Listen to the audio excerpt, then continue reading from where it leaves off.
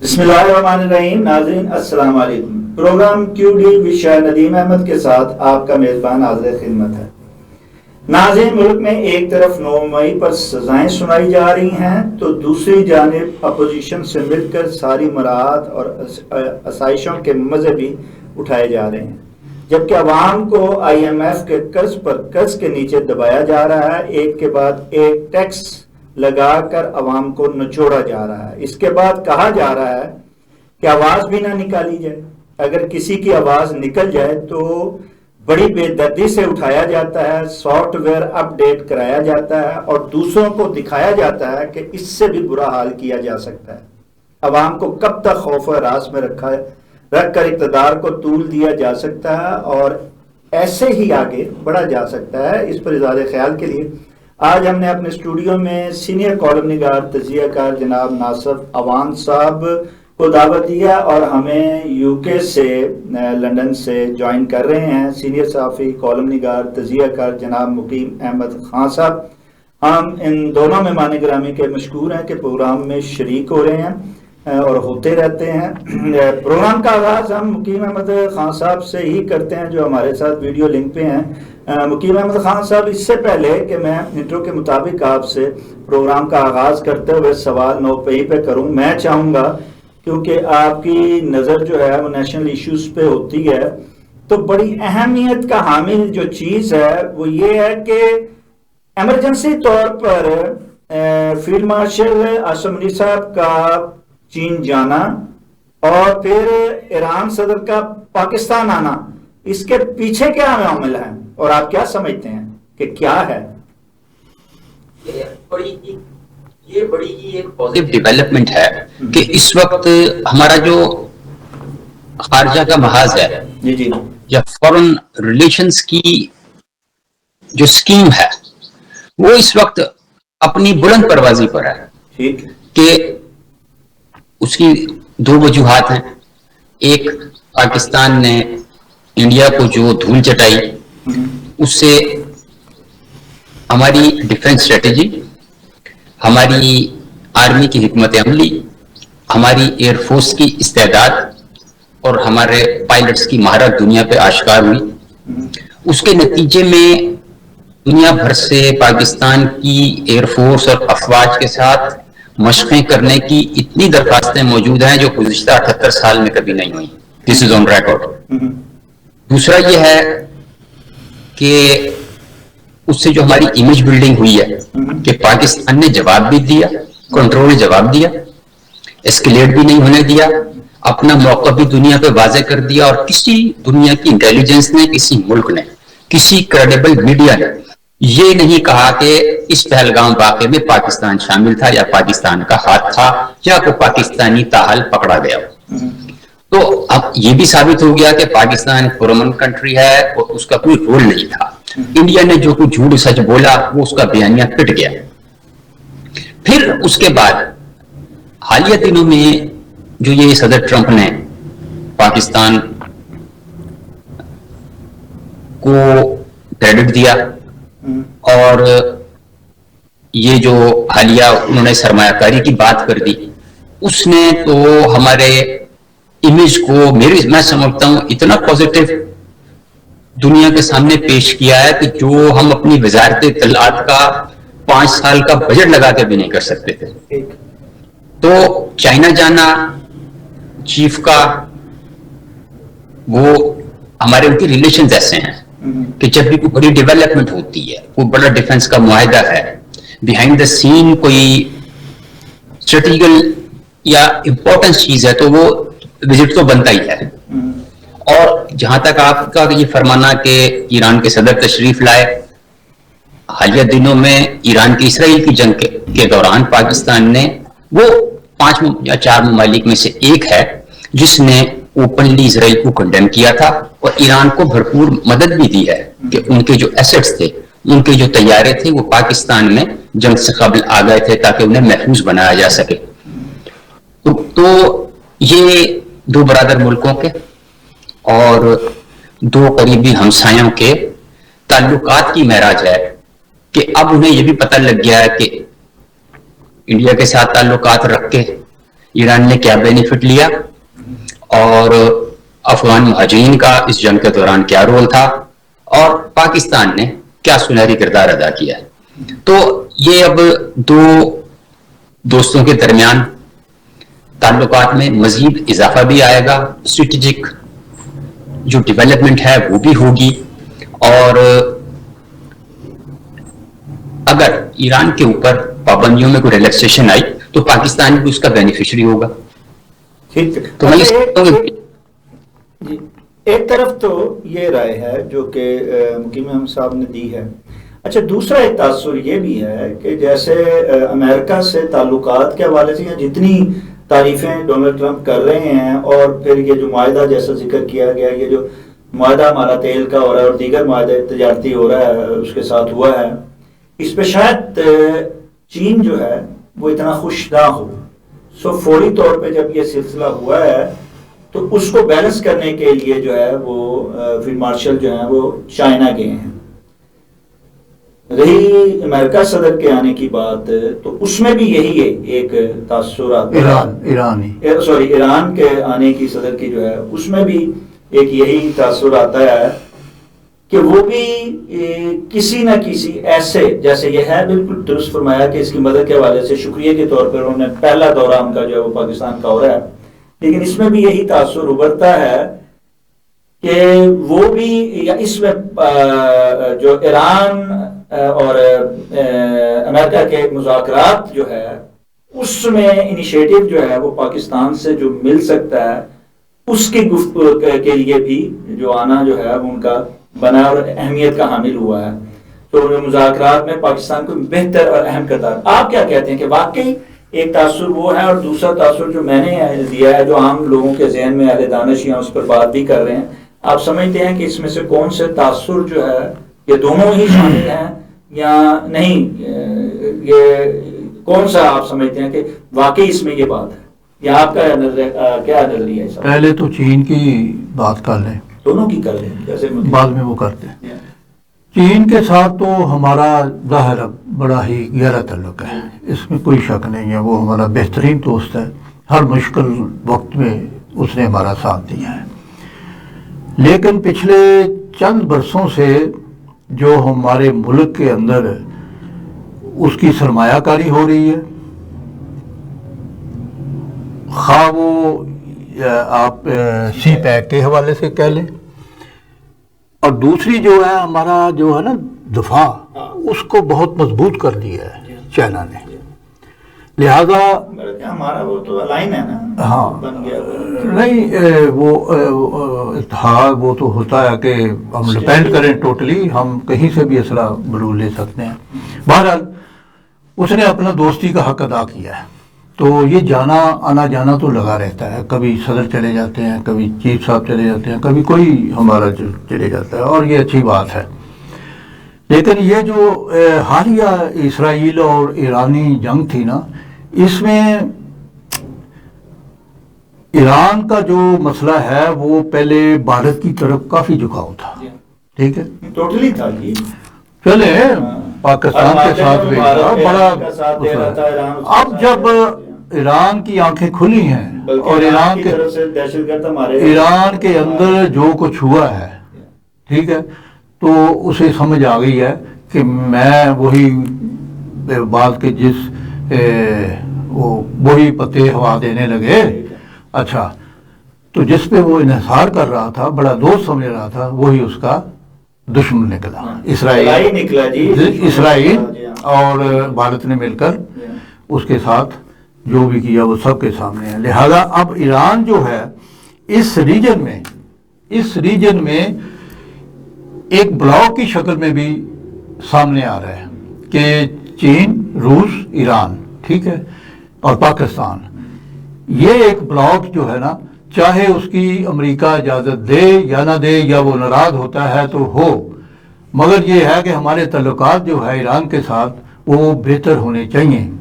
اور رہی بات دوسری کہ وہ ٹیکنالوجی طیارے, دفاعی نقطہ نظر سے بھی وہ پاکستان کے قریب آ رہا ہے, کیونکہ ہمارے جو طیارے ہیں نا جنہوں نے جو بھارت کو شکست دی ہے, اور بالکل ٹھیک ہے مقیم صاحب نے بات کی کہ ہماری ایئر فورس اور پاک افواج نے اس کو ناکو چنے چبائے ہیں، تو وہ طیارے بھی انہیں چاہیے، اس قسم کی ٹیکنالوجی اب اسے چاہیے، کیونکہ ہو سکتا ہے اسرائیل اور بھارت مل کر اس پر دوبارہ کوئی نہیں، وہ بنا رہے ہیں پروگرام، اس میں تو کوئی شک نہیں ہے کہ اچھا وہ دوبارہ حملہ ہو سکتا ہے، وہ حملہ کریں، اگر مذاکرات نہیں ہوتے، بات آگے نہیں بڑھتی، شرائط ایک دوسرے کی نہیں مانتی تو یہ بہرحال اچھی بات ہے۔ اور دوسری یہ ہے کہ میرا نقطہ نظر ہے کہ ایران مکمل طور پر یا جزوی طور پر امریکہ کی پاکستان کے اندر جو اس کا سرمایہ کاری ہے، بظاہر سرمایہ کاری ہے، میں نہیں سمجھتا سرمایہ کاری وہ اتنی بڑی سرمایہ کاری کرے گا، کیونکہ ماضی ہمارے سامنے ہے، اس نے سرمایہ کاری کیا کرنی ہے، بس ڈالر دیے جاتے ہیں اور وہ اللہ تعالیٰ کی نظر ہو جاتے ہیں، دینا ڈو مور کے مطالبے کے ساتھ دیے جاتے ہیں، اس کے اپنے مفادات ہوتے ہیں، اسے تو اسی کی تکمیل کے لیے امریکہ کو تو چاہیے تھا کہ یہاں اگر دیکھیں ہم اس کے اتحادی تھے، اس کے بلاک میں رہے ہیں، لیکن ہمارے ملک میں کیا ہوا؟ ایک منٹ، ٹیکنالوجی دی نہیں دی، اسٹیل مل کس نے دی؟ رشیا نے، ٹھیک ہے، جدید ٹیکنالوجی، دفاعی ٹیکنالوجی کس نے دی؟ چین نے۔ یہ سارا کچھ تو ہم ادھر سے لے رہے ہیں، ہماری ڈیولپمنٹ تو ادھر سے آ رہی ہے، سارا کچھ تو ادھر سے آ رہا ہے، امریکہ نے کیا دیا ہے؟ لہذا یہ جو دورہ ہے ہمارے چیف صاحب کا، یہ بھی بہت اچھا ہے، اور یہ خارجہ پالیسی، جیسا کہ مقیم صاحب نے کہا، یہ ہماری خارجہ پالیسی کو اس پہلو کو ظاہر کرتا ہے کہ ہم اب کسی کے محتاج نہیں، انحصار نہیں کریں گے، ہم اپنی خارجہ پالیسی جو ہے ہم خود بنائیں گے اور اس پر عمل کریں گے۔ اچھا جی، مقیم احمد خان صاحب، جیسے کہ انہوں نے ذکر کیا ہے کہ امریکہ جو ہے وہ صرف پہلے ڈوم اور کی قیمت ادا کرتا رہا ہے، ہمارے ساتھ کوئی ایک جس طرح اس دفعہ کیا ہے کوئی بڑا تجارتی معاہدہ نہیں کرتا رہا ہے۔ آپ کیا سمجھتے ہیں کہ اب تو وہ صرف تجارتی معاہدہ ہی نہیں کیا ہے بلکہ بڑا ریلیف بھی اس میں دیا ہے؟ ہمیں ٹیرف میں 19 کے لیول پہ ہمیں جو ہمارا ٹیرف ہے وہ 19 ہے، انڈیا کا 25 ہے، اور اس کے ساتھ ساتھ جرمانہ بھی اسے اور تعریفیں بھی ساتھ مل رہی ہیں ہمیں۔ ہماری حکومت تو جو ہے جی شادیانے بجا رہی ہے اس پہ، آپ کیا سمجھتے ہیں؟ اور یہ عوام کو ایک نیا جو ہے وہ بیانیہ دے رہی ہے کہ جناب اب جو ہے وہ ملک ایک نئی سمت کی طرف چلے گا، ملک اور عوام کی جو ہے وہ خوشحالی کے دن آنے والے ہیں اس معاہدے کے ساتھ ہی، اور تیل ہو جائے گا، اور جناب وہ تیل ہم انڈیا کو بھی دیا کریں گے، انڈیا ہمارا تیل کے حوالے سے محتاج ہو جائے گا۔ آپ کیا کہتے ہیں؟ میں اس کو اتنا انجوائے کرتا ہوں کہ شاید ہی کوئی آدمی سمجھ سکے کہ کیا وجہ ہے اس کی۔ ٹھیک ہے، اس میں یہ ہے، ناظرین کو بھی انجوائے کروا دیں۔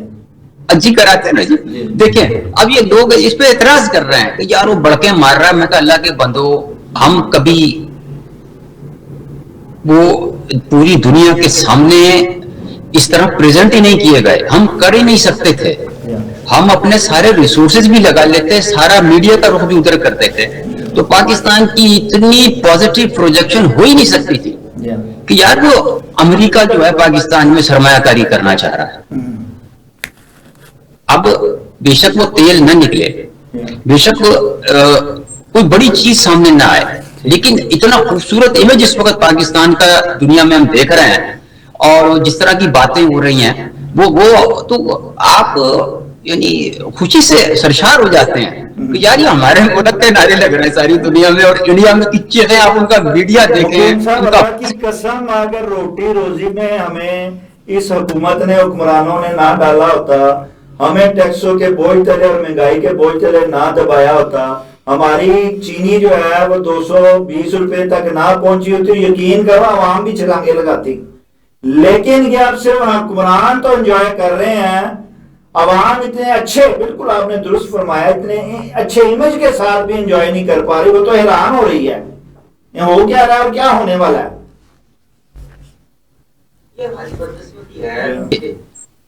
ہماری اکانومی جو ہے نا وہ کبھی خود مختار نہیں ہوئی کہ ہمارا بجٹ بنتا ہی نہیں جب تک بیرونی قرضے نہ ملیں، کبھی اس دلدل سے ہم نکل جاتے تو حالات بہت بہتر ہوتے ہیں. اب یہ نا پھر مجبوری بن جاتی ہے آپ کی کہ اگر ہم نے قرضہ دینا ہے کسی ملک کا اور وہ ہمارا بازو مروڑ کے ہمیں عراق جنگ کی طرف لے جاتا ہے, وہ ہمیں یمن یا صومالیہ میں گزر دیتا ہے, ہم نہ نہیں کر سکتے جی, پھر وہ ہمیں دنیا کے ساتھ چلنا پڑتا ہے. قرض دار اور قرض خواہ کا جو تعلق ہوتا ہے وہ پھر نبھانا پڑتا ہے. تو یہ نہ وہ کبھی کمزوری یا مجبوری یا لاچاری, تو پھر آپ آنکھوں میں آنکھیں ڈال کے برابری کی بنیاد پہ بات کر سکتے ہیں.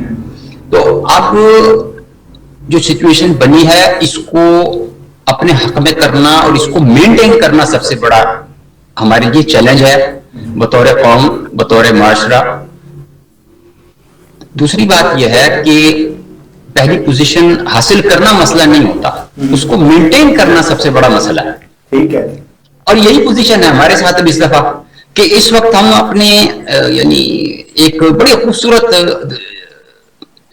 قومی موڑ پر آ گئے ہیں کہ جہاں پہ ہم بڑے بینیفٹ بھی لے سکتے ہیں اور سرمایہ کاری کا رخ بھی ملک کی طرف موڑ سکتے ہیں اور بے روزگاری کا ریشو بھی نیچے آ سکتا ہے اور دنیا میں امیج بھی بہتر ہو سکتا ہے. تو اس کو استعمال کیا جائے اور ایکسپورٹ بڑھائی جائے. اب یہ ہے کہ یہ جو آپ جیسے جانتے ہی ہیں کہ 90 ممالک کے اوپر امریکہ نے ٹیرف لگایا ہے. سب سے کم آسٹریلیا کا 10% ہے, اس کے بعد میرا خیال ہے نیوزی لینڈ ہے اور اس کے بعد انڈونیشیا اور پاکستان ہے جو 19 کے قریب ہیں. تو اب یہ کہنا کہ جی ابھی بھی بھلا نہیں ہوا, ہمارا گزارش یہ ہے کہ جن کو 45% اس نے لگا دیا آخر انہوں نے بھی تو کوئی اسٹریٹجی بنانی ہوگی اور اب اس کے بغیر آپ کا گزارا نہیں ہے. اب آپ کو اپنی کاسٹ کم کرنی ہے, اس کے لیے شرح سود نیچے لانی پڑے گی, اس کے لیے آپ کو صنعتوں کو بجلی سستی دینی پڑے گی اور پھر یہ ہے کہ internal peace is very important کہ اگر جب اندرونی جو امن و امان نہیں ہوگا تو لاجسٹکس کیسے ہوں گی, آرڈر کیسے ڈیلیور ہوں گے اور پروڈکٹس یا سروسز کیسے ایکسپورٹ کی جا سکیں گی. تو یہ چیزیں حکومت کے لیے چھوڑ دیتے ہیں کیونکہ ہم تو اتنے قابل ہوتے تو کہیں 10 ڈاؤننگ اسٹریٹ یا وائٹ ہاؤس میں یا وائن صدر میں بیٹھے ہوتے. یہ وہاں پہ جو بیٹھے ہوئے ہیں پرمغز لوگ, انہیں سوچنا چاہیے کہ سچویشن کو کیسے مینٹین کریں اور کیسے بہتر کریں. جی اہل دانش نے تو جو ہے وہ آواز اٹھانی ہوتی ہے, بتانا ہوتا ہے اور کام تو یقیناً انہوں نے ہی کرنا ہوتا ہے کہ جو ایوان اقتدار میں بیٹھے ہوئے ہیں, جو فیصلہ ساز ہیں. ناصر وان صاحب, جیسا کہ حکیم صاحب نے کہا کہ ایک بات تو بالکل درست ہے کہ جو پاکستان کے اطلاعات اور دیگر جو تھے, اور چاہے وہ وزارت خارجہ ہی کیوں نہ ہو, ہمارا سفارت خانہ ہی کیوں نہ ہو, انہوں نے وہ جو کام نہیں کیا وہ ڈونلڈ ٹرمپ نے کر دیا. کہ انہوں نے اتنی تعریفیں کی اور اتنا انہوں نے پاکستان کو اٹھایا ہے اور پوری دنیا, کیونکہ سپر پاور کا ایک صدر بات کرے تو وہ سنتی ہے, اور انہوں نے سنا اور آج پاکستان جو ہے وہ ہر ایک کی نظریں پاکستان کی طرف لگی ہوئی ہیں. اب اس سے فائدہ اٹھانا جو ہے وہ ہمارے ملک کے جو اعلیٰ عہدیدار ہیں ان کا کام ہے. آپ کیا سمجھتے ہیں کہ واقعی یہ موقع ہے ہمارے حکمرانوں کے پاس اور ہمارے فیصلہ سازوں کے پاس کہ وہ اس سے فائدہ اٹھاتے ہوئے بجائے کہ ہم نکتہ چینی کریں, چاہے ہمارے دانشی کیوں نہ ہوں, صافی کیوں نہ ہوں, ہم اس پہ تنقید کریں, بلکہ اس کو پازیٹیو لیتے ہوئے اگر ہم اس سے استفادہ کریں, اور کیا ہم استفادہ کر سکتے ہیں اس سے؟ جی بالکل ٹھیک ہے, استفادہ تو کیا جا سکتا ہے, اس میں کوئی شک نہیں ہے. لیکن آپ مجھے یہ بتائیں کیا ہم ڈونلڈ ٹرمپ کے جو آشیرواد کے بعد ہمارا کوئی امیج بنے گا یا بن سکتا ہے؟ نہیں, فرق پڑتا ہے نا. نہیں فرق, سپر پاور جو ہے مطلب یہ ہے انڈیا کی, اسرائیل کی, ان کی بات کرتے ہیں, بات پاکستان کی آج نہیں وہ ٹھیک ہے, وہ تعریف ہم سمجھتے ہیں نا, پوری دنیا سمجھتی ہے کہ ٹرمپ ایک یو ٹرن لیتا ہے. اس نے جنگوں کی بات کی.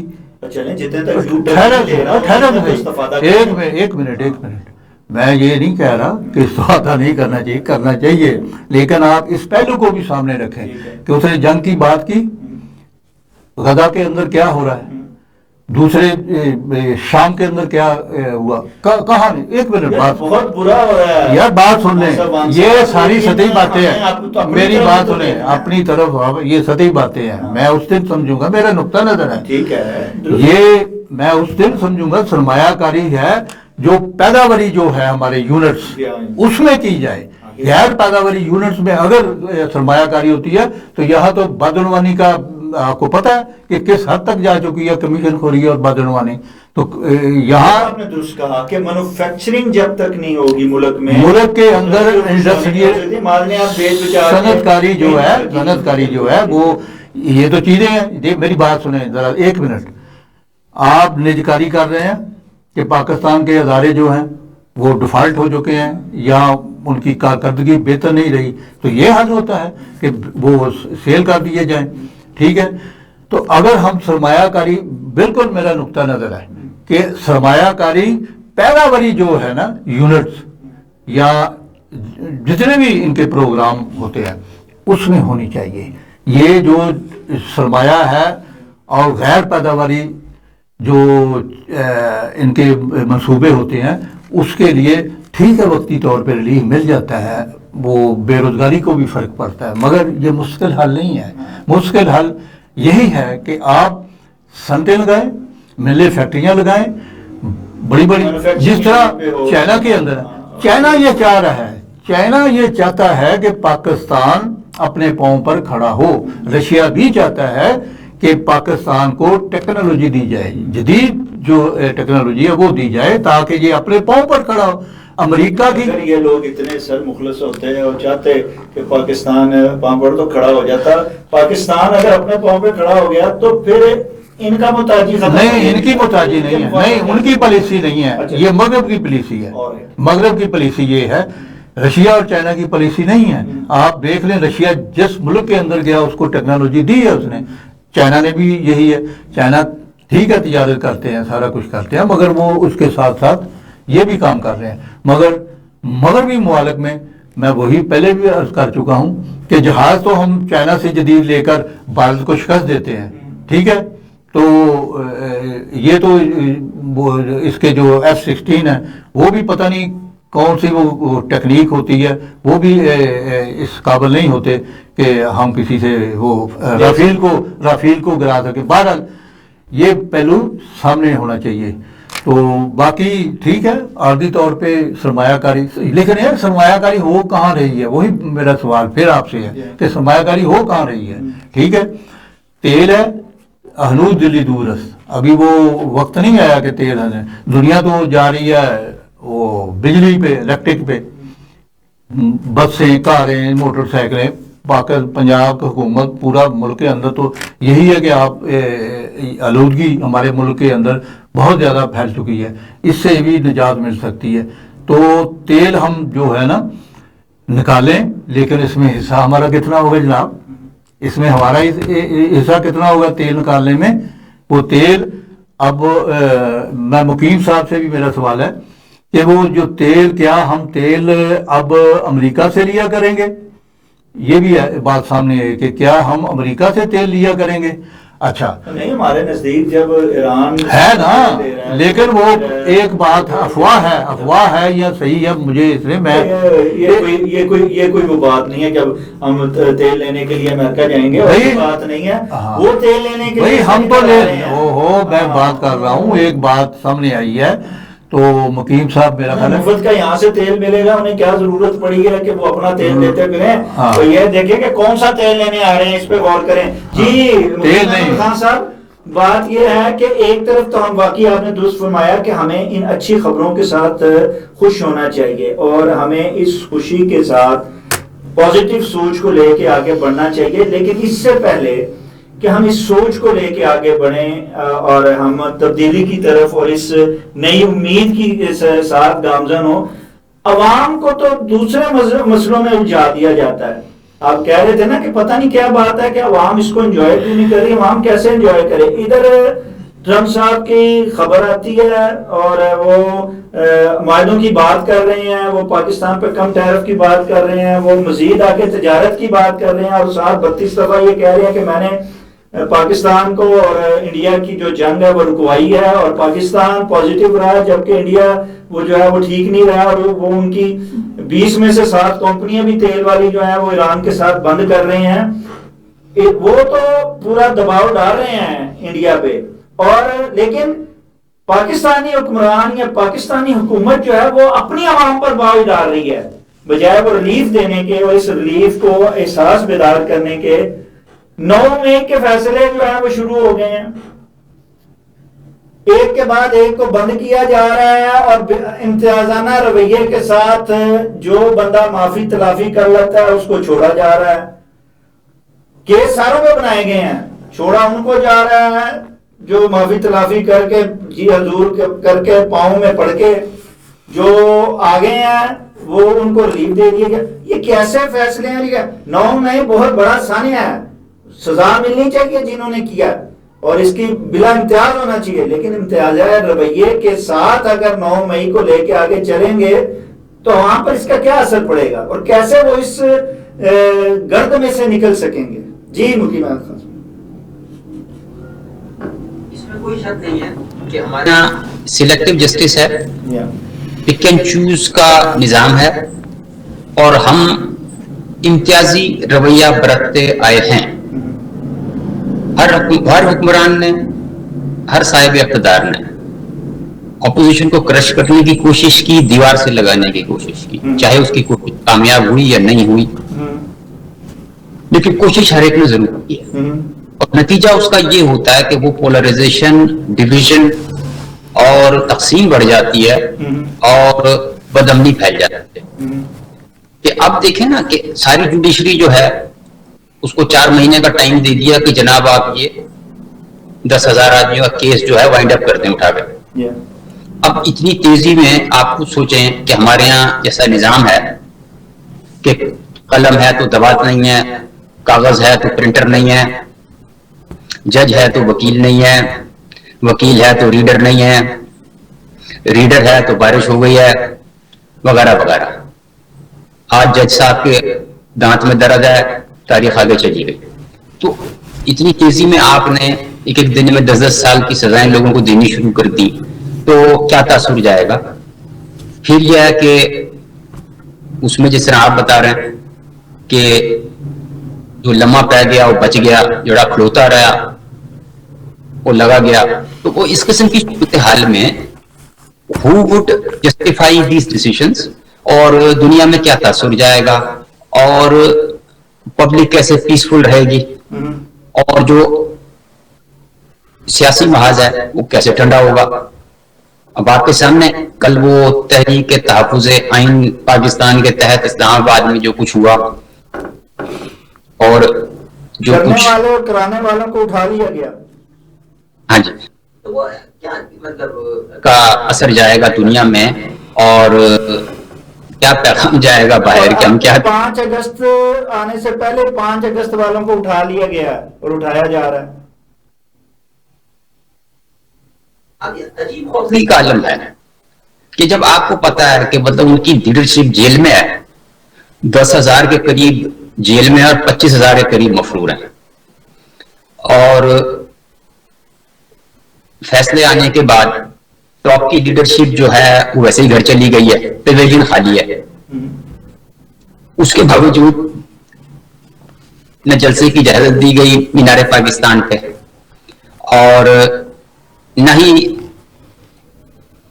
یہ کانفرنس کے انتظامات کو آزادی دی گئی. تو بڑا ایک منفی تاثر ہے جس کو ظاہر کرنے کی ضرورت تھی لیکن نہیں کیا گیا. لیکن دوسری جانب یہ ہے کہ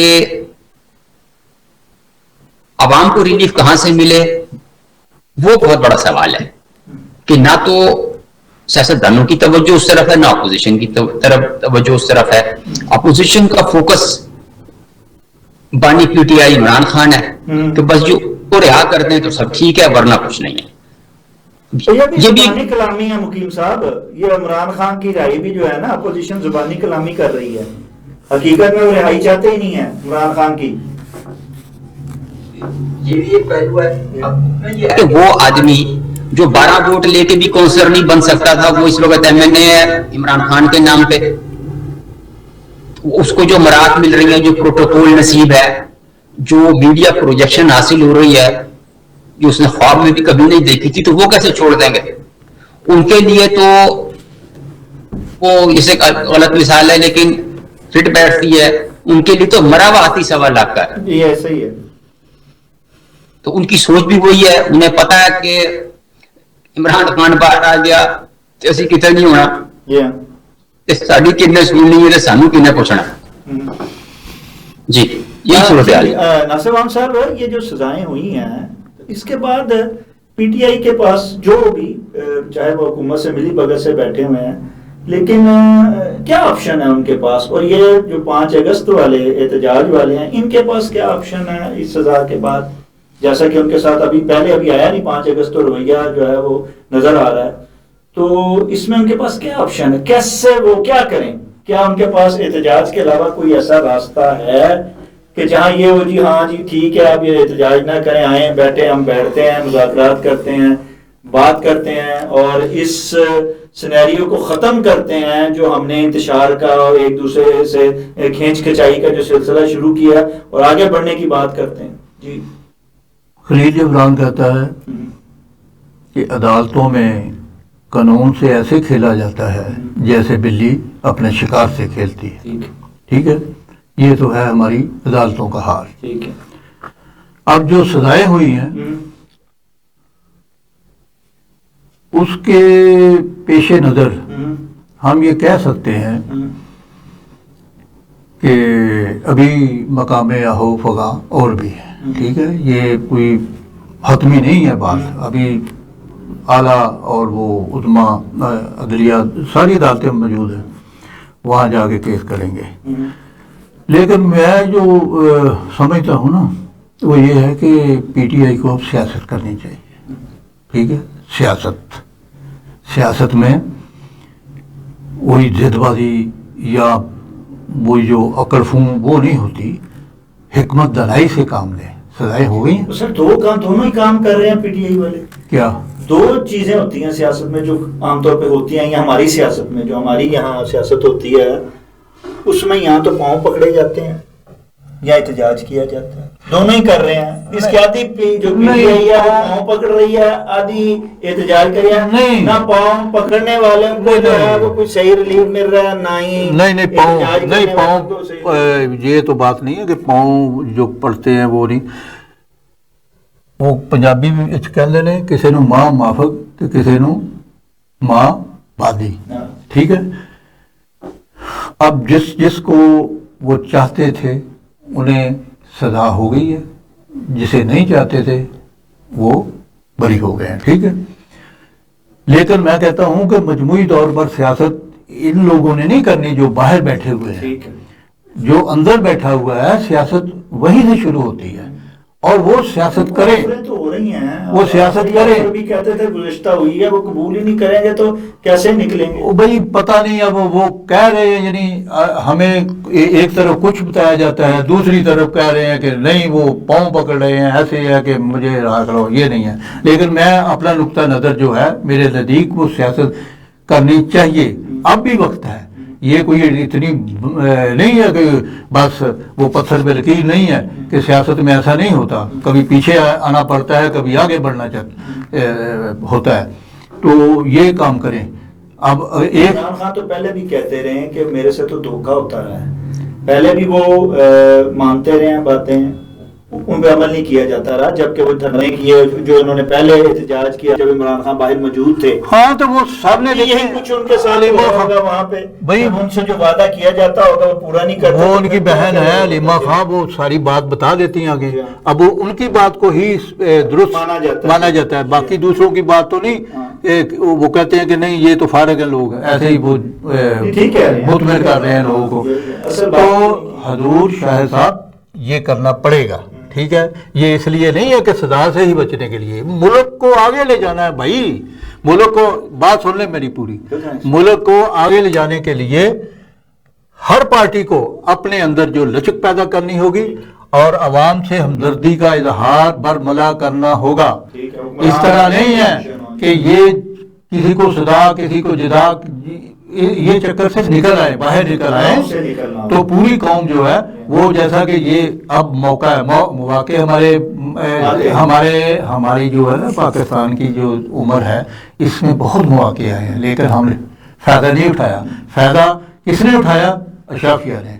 عوام اگر فائدہ ملا ہے تو وہ اشرافیہ کو ملا ہے، عوام کو کوئی فائدہ نہیں پہنچا، اگر پہنچا بھی ہے تو وہی جیسے اونٹ کے منہ میں دینا، بس اس سے۔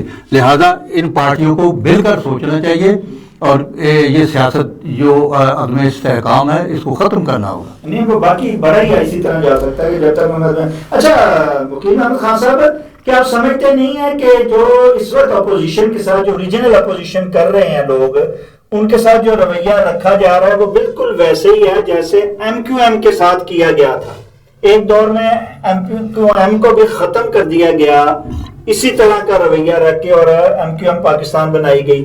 اب پی ٹی آئی کو بھی، پاکستان جو تحریک انصاف ہے اس کو بھی تحریک انصاف پاکستان تحریک انصاف بنانے کی کوشش کی جا رہی ہے۔ آپ کیا سمجھتے ہیں کہ کیا یہ پارٹی جو ہے یہ بن پائے گی، اور کیا یہی رویہ اس کے ساتھ روا رکھا جائے گا؟ یہ مقیم احمد خان صاحب۔ شاہد صاحب، تاریخ یہ بتاتی ہے کہ سیاسی جماعتیں اور سیاستدان ان کا کم بیک ہو جاتا ہے۔ تاریخ اٹھا لیں، ممتاز گل کا تو نہیں ہوا، خضر حیات ٹوانا، ان پہ ایبڈو لگا، وہ واپس بھی آ گئے تھے، اور بھی کافی سارے تھے۔ جی نواز سید شریف کو کے ساتھ قطع کلامی معافی، نواز شریف کے ساتھ کیا ہوا تھا؟ نواز شریف بھی واپس آ گئے۔ میں ریورس اٹھا رہا ہوں سر، مجھے آنے دیں ذرا ایک منٹ۔ جی جی۔ اس کے بعد جی سید جنرل ضیاء نے اقتدار اس کے پیر میں رکھ دیا تھا، یہ حالت ہو گئی گلدستے کا تھا، اور آج بھی ان کی تیسری پیڑھی جو ہے وہ اسمبلیوں میں آتی ہے۔ یہی کچھ ولی خان اور اس کی پارٹی پہ ہوا تھا، 2 دفعہ یہ این پی پر پابندی لگی۔ آج ولی خان کے پوتے جو ہیں سینٹ کے رکن ہیں، پھر نیچے آ جائیں 2018 میں، اور پھر طیارہ سازش کیس میں نواز شریف صاحب، وہ سزائے موت کے بھی حقدار قرار دیے گئے، ان پر سزائے عمر قید بھی لگی، ان پر سیاست میں تایاد شرکت پر پابندی بھی لگی، اس کے بعد وہ سیاست میں بھی آئے، پارٹی کے سربراہ بھی ہیں۔ تو کیا کیا اور کب کب؟ پھر ایم پی ایم کی بات آپ نے کی، وہاں بھی اسی طرح کی وہ در اندازی کی گئی، پارٹی کو کاٹ چھانٹ کر کے کٹ ٹو سائز کرنے کی کوشش کی، ڈفرنٹ بلاکس بنائے گئے، کچھ نہیں ہوا۔ پیپلز پارٹی کے بھی 4 یا 5 گروپ بن گئے تھے ذوالفقار علی بھٹو کے بعد، پھر بھی کچھ نہیں ہوا۔ پیپلز پارٹی اس کے بعد 2-3 مرتبہ برسر اقتدار آ چکی، 4 دفعہ سندھ میں آ چکی۔ اب یہ اور حالیہ دنوں میں وہ رضوی صاحب کی تحریک لبیک، اس پہ پابندی لگ گئی تھی، اس کے باوجود ابھی بھی اس کے اسمبلی میں نمائندگی ہے۔ تو گزارش یہ ہے کہ ہم نے تاریخ سے سبق نہیں سیکھا۔ ہم یہ سمجھ لیتے ہیں کہ کسی گروپ کو، کسی سیاسی جماعت کو دبا کے اس کو ختم نہیں کیا جا سکتا، وہ بچ جاتی ہے۔ اب یہ پی ایم ایل کاف جو ہے قائد اعظم گروپ، وہ نہ کرتے بھی، وہ ابھی بھی رجسٹرڈ پارٹی ہے الیکشن کمیشن میں، نہ کرتے بھی موجود ہیں اسمبلی میں۔ اچھا آخری سوال اسی سے اٹیچ کر لیجئے کہ پھر یہ اس وقت یہ سزاؤں کے بعد، جزاؤں کے بعد، اور یہ ساری جو ہے ملی بھگت کے بعد فائنل راؤنڈ ہے سیاست کا اس وقت، آپ کیا کہتے ہیں کہ اس فائنل راؤنڈ میں سیاست پاکستان کی کس طرف جاتی ہوئی آپ دیکھ رہے ہیں مستقبل؟ بظاہر تو ایسا لگ رہا ہے جو اس وقت وائل وی آر ٹاکنگ کہ پی ٹی آئی کو ریلیف ملتا نظر نہیں آ رہا۔ ٹھیک، یہ مختصر جواب ہے۔ اور یہی حکومت جو ہے وہ آپ کو آگے چلتی ہوئی نظر آ رہی ہے بلا کسی روک ٹوک؟ دیکھیں جی، یہ غیب کا علم اللہ کی پاک ذات کو ہے، ہم صرف اندازہ ہی لگا سکتے ہیں، لیکن اس وقت کی جو صورتحال ہے تمام سٹیک ہولڈرز مطمئن نظر آ رہے ہیں، اور establishment is happy, political parties are enjoying. 6 بڑی جماعتیں جو ہیں وہ اقتدار کے دسترخوان پہ اکٹھی بیٹھ کے کھا رہی ہیں تو ان کو کیا تکلیف ہوگی؟ ہاں، اور اپوزیشن بھی ساتھ ہے ان کے شاہ صاحب، وہ شاہ صاحب. اچھا ہاں جی، صاحب کی طرف آ رہا ہوں. جیسے وکیل صاحب نے کہہ دیا کہ فائنل راؤنڈ جو ہے نا سیاست کا اس وقت یہ ہے کہ سارے مل کے پہلی دفعہ کھا رہے ہیں اور ان سے فیصلہ ساز مطمئن ہے.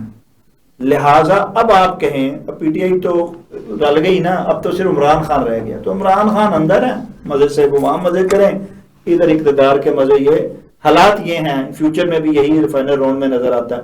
لیکن پاکستان کی ہسٹری جو ہے، جیسے ان کے عرض کیا کہ ایک ہسٹری رہی ہے کہ یہاں وقت بدلتے کوئی پتہ نہیں لگتا آج کیا اور کل کیا ہو جائے. آپ کیا سمجھتے ہیں کہ ایسی کوئی سچویشن ہو سکتی ہے؟ بالکل بالکل. کہ فوری بدلتے ہوئے جو ہے کچھ بھی ہو سکتا ہے، کوئی ضروری نہیں کہ یہ نظام جو ہے اس میں بھی کوئی نیا نظام آ سکتا ہے. بالکل ایسا ہو سکتا ہے، کیوں نہیں. تو ایک جیسا تو وقت کبھی بھی نہیں رہا نا، وقت تو بدلتا رہتا ہے.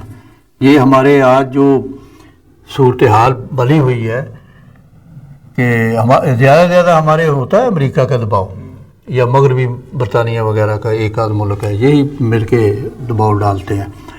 تو دباؤ اس وقت حکومت پہ تو ہے نہیں ہے، ٹھیک ہے، اس لیے ہمیں کوئی ڈال رہا ہے، اس لیے نہیں ڈال رہا ہے، اس لیے ہمیں لگ رہا ہے کہ یہ سیٹ اپ ایسے ہی رہے گا. ایسا نہیں رہے گا، ایسا ہوتا ہی نہیں ہے کہ یہ چلے اور کوئی تبدیلی نہ آئے. تبدیلی تو ہمارے ارد گرد دیکھیں، ایک طرف چائنا، روس، یہ بلاک آپ دیکھیں، مطلب ایک نیشنل وے پہ نہیں انٹرنیشنل نہیں اثر انداز ہوتے ہیں نا سر.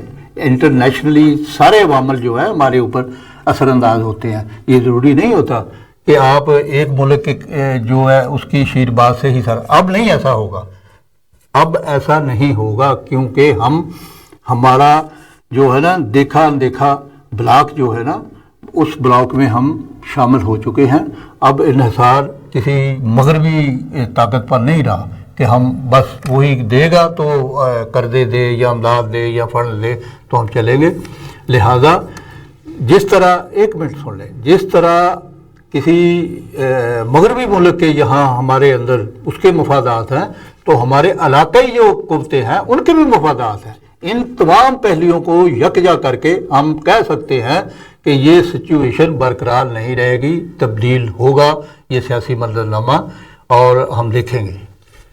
جی، ایک رائے ناظرین یہ ہے کہ تبدیلی جو ہے وہ ضرور آئے گی، کیونکہ وقت جو ہے وہ بدلتا رہتا ہے. دوسرا یہ ہے کہ جو حالات ہیں اس وقت اگر دیکھا جائے، ان حقائق کو دیکھا جائے، تو تبدیلی جو ہے ہوتی ہوئی کہیں دکھائی نہیں دیتی. لیکن ایک بات جو ہے وہ ضرور ہے کہ ہم شاید اپنے طور پہ یہ سمجھتے ہیں کہ ہم اب کسی کے محتاج نہیں رہے ہیں، لیکن ہم ایک بات جو ہے وہ حقائق پر مبنی ہے کہ ہم IMF کے محتاج ضرور ہیں.